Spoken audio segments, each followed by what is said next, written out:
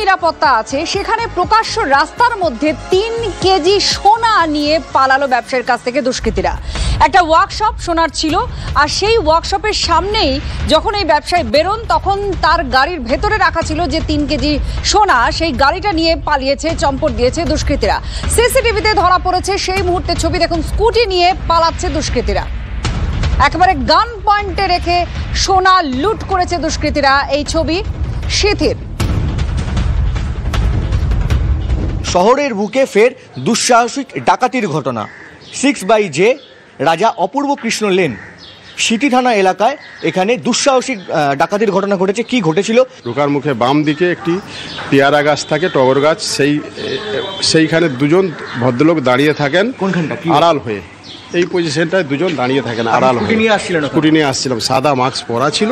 Scooty যেইভাবে সব দিন আমরা ঢুকানোর জন্য গেটে ল্যান্ড করেছি, সাথে সাথে ওনারা আসছে, এইভাবে লাগানো আছে, গেটের লক বাম হাত দিয়ে খুলছি। ওই ঠিক অপোজিট সাইডে পজিশনে এক সাদা ড্রেস পরে যে ভদ্রলোক, উনি এসে প্রথম আমাকে রিভলভার দেখায়। ওখান থেকে রিভলভার দেখানোর পরেই আমি চিৎকার করে গেটটা আড়াল করার জন্য চেষ্টা করি, আবার ওনাকে বলি স্যার মারবেন না এই পজিশনে। তারপর উনি চুপ হয়ে যায়। সাথে সাথে ওনারা আর যে অপোজিট একজন লোক ছিল, দুজনেই এসে স্কুটিতে বসেন। সাথে সাথে পিছনের যে স্কুটিতে সাদা ড্রেস পরে স্কুটিটা হ্যান্ডেল ধরেন, আর অপোজিটে পিছনে যে বসেছিল উনি সাথে সাথে যে সাইড থেকে আমি ঢুকছিলাম সেই সাইডেই উনি আবার ঘুরে চলে যান। আপনার কাছে কি সে সময় সোনার বার ছিল? হ্যাঁ, স্কুটিতেই ছিল। ওরা কি জানতো আগে থেকে যে ওই সময় আপনি আসবেন বা কিছু এরকম ঘটনা, বা অনেকদিন ধরে ধরুন ফলো করছিল? স্যার হ্যাঁ, হতে পারে ওনাদের কোনো ইনফরমেশন ছিল। এ তো সবাই আতঙ্কে আছে এখানে, জীবনে যেটা হয় না এটা এই প্রথম হলো, তো নিশ্চয়ই পিছনে কিছু ব্যাপার আছে।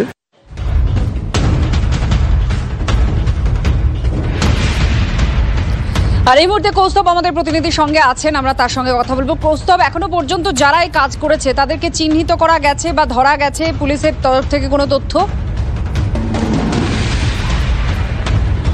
দেখো, সিটি পুলিশের আধিকারিকরা তারা তদন্ত নেমেছে, কিন্তু এখনো পর্যন্ত কাউকে চিহ্নিত করা যায়নি, কিন্তু পুলিশ তদন্ত চালাচ্ছে। কিন্তু এই ঘটনা নিঃসন্দেহে হাড়হিম করা ঘটনা। এই ধরনের ঘটনা খোদ কলকাতার বুকে এরকম, যেখানে সোনার কারখানা রয়েছে, সেই সোনার কারখানায় যখন সেখানকার যে কর্মচারী, সেই কর্মচারী যখন তিনি আসছিলেন, সেখানে তার স্কুটিতে সোনা রাখা ছিল, এবং তারপরেই কিন্তু সেই দুষ্কৃতীরা তককে ছিলেন যে কখন সেই কর্মচারী ঢুকবেন, এবং তাকে ধাওয়া করে, তাকে ভয় দেখিয়ে সেখানে গান পয়েন্টে রেখে সেই সোনাটা নিয়ে পালানো যায়, এবং সেই পরিকল্পনা মতোই কিন্তু তারা সেই কাজটা করেছেন।